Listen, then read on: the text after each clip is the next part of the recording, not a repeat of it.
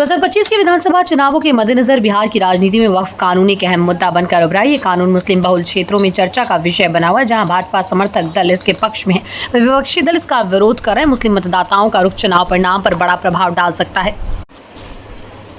मोदी सरकार ने देश भर में वक्फ कानून लागू करने के लिए एक अधिसूचना जारी की है। इस कानून का विरोध all India Muslim personal law board और जमात इस्लामी जैसी मुस्लिम संस्थाओं द्वारा किया जा रहा है। वहीं भाजपा इसे मुसलमानों के हित में बताने में जुटी हुई। बिहार विधानसभा चुनाव में वक्फ कानून का राजनीतिक परीक्षण होगा, क्योंकि बिहार में मुस्लिम मतदाता बड़ी संख्या में है।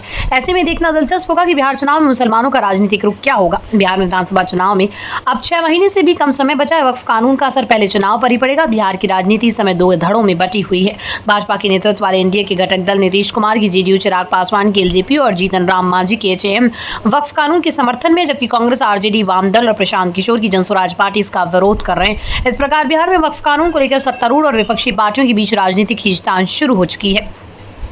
बिहार में मुस्लिम मतदाता का प्रतिशत करीब 17.7% है, जो राजनीति में महत्वपूर्ण माना जाता है।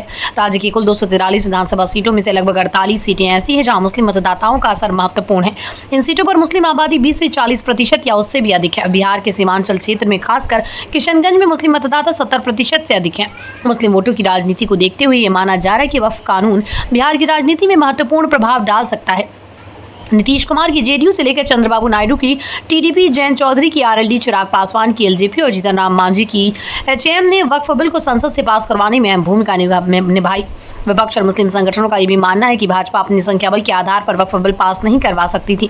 अगर नीतीश, नायडू, चिराग नहीं चाहते तो वक्फ बिल को संसद में पास होने से रोक सकते थे। अब भाजपा के सहयोगी दलों को मुस्लिम वोटों का नुकसान होने का खतरा है। विपक्ष और मुस्लिम संगठन ये भी कह रहे हैं कि मोदी सरकार का मकसद सिर्फ मुसलमानों के खिलाफ नफरत फैलाना और हिंदुत्व का एजेंडा लागू करना है।